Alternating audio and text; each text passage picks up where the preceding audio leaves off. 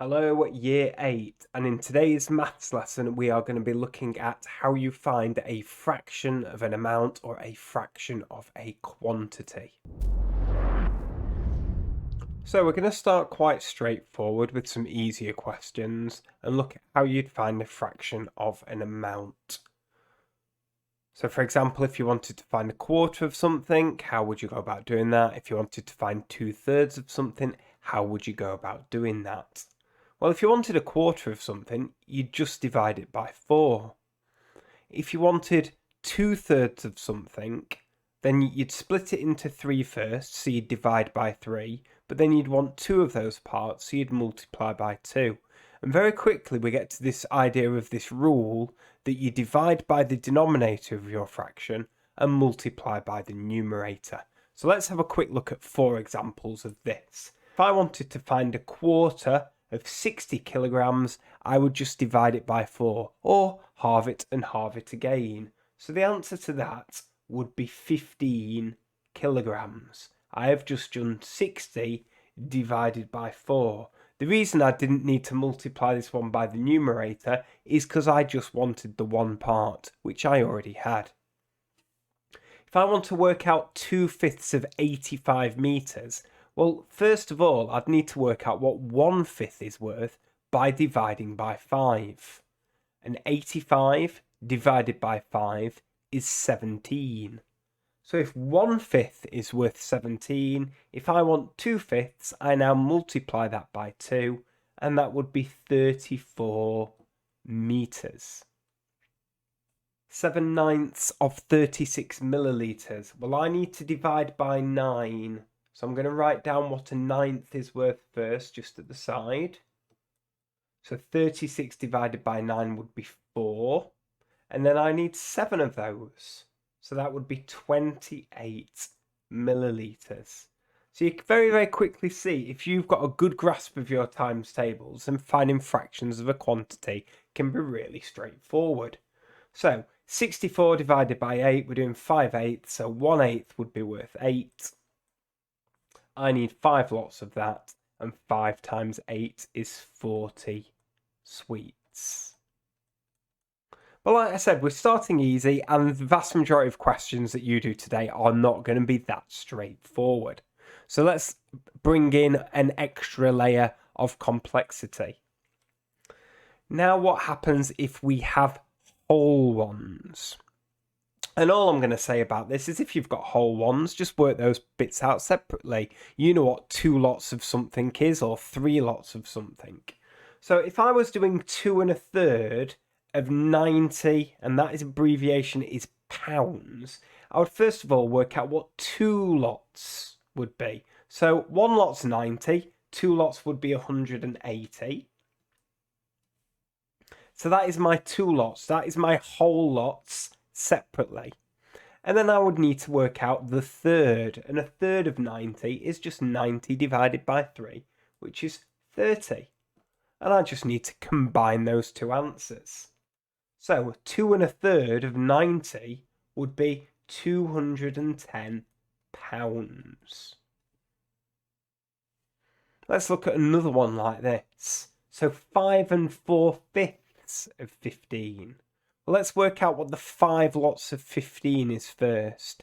5 times 15 is 75. Let's do what 1/5 is worth over here. 1/5 of 15 is going to be 3 pounds. So if I need 4/5, I would need 4 lots of that. So the 4/5 is worth 12. So altogether, 75 and 12 would be 87 pounds. But we're going to try something even harder than this today. So let's look at my next example. I want you to figure out why you think it is harder. So I've said, what makes our original method a problem for this question? And I've said 3/7 of 15 kilograms. Have you spotted what it is? In all the questions that we've done so far, all of the numbers that we're finding the fraction of have divided nicely by the denominator. Now, 15 is not a multiple of 7, so this isn't going to be very nice. And for this question, we're actually going to adapt our method. So rather than divide by the denominator and then multiply by the numerator, we're just going to switch that round. So we're going to multiply by the numerator first and then divide by the denominator. Now, one or two of you are going to say, "Sir, you can't do that. BIDMaths, do you know about BIDMaths, sir?" At which point I will say, yes, I do know about BIDMaths. But the important thing about BIDMaths is telling you the order to do operations. It's telling you to do brackets first. It's telling you then to do indices. It's actually then telling you to do your divisions and your multiplications before additions and subtractions. Now, because divisions and multiplications are just inverses of each other, it doesn't actually matter if a question has division and multiplication as to what order you do it in. Let me just prove this.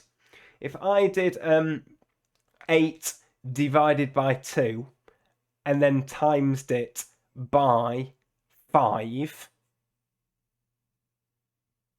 well, we know that 8 divided by 2 is 4, and 4 times 5 is 20.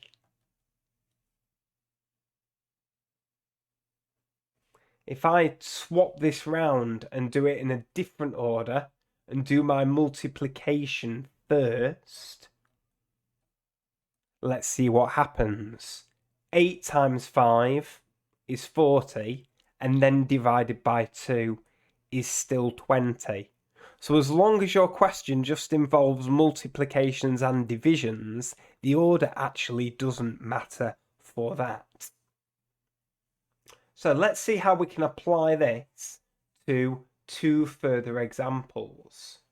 So I've said we are going to multiply the numerator first and then divide by the denominator, but we're going to write a little in-between step with an improper fraction and turn it back into a mixed number. So think back to what we were doing 2 lessons ago. We're going to be using some of that maths today as well.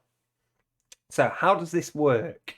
Well, I'm going to do 15 times 3, which we know is 45. And then I need to do that divided by 7. So I'm going to write the in-between step of 45 sevenths, which is equivalent to 45 divided by 7. And then I'm just going to turn it back into a mixed number. Well, 7 goes into 45 6 times, because it's 42, with 3 left over. So my answer to 3/7 of 15 kilograms is 6 3/7 kilograms. Now, on some of the questions that you try today, this division might be a little bit challenging, and you might want to do a bus stop division to help you out working out how many times that number goes into the numerator. Let's look at one final example. 4/9 of 16. So again, I'm going to multiply by the numerator first. 4 times 16 is 64, and then we're going to divide by 9. Well, I know that 9 goes into 64 7 times, because that's 63, so there's 1 left over. So it's 7 1/9 centimetres.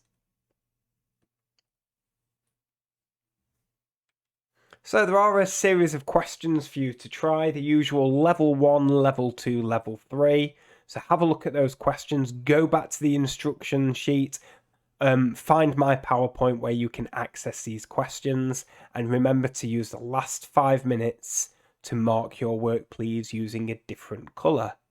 And as always, if you have any problems, you can ask in the Ask the Teacher channel.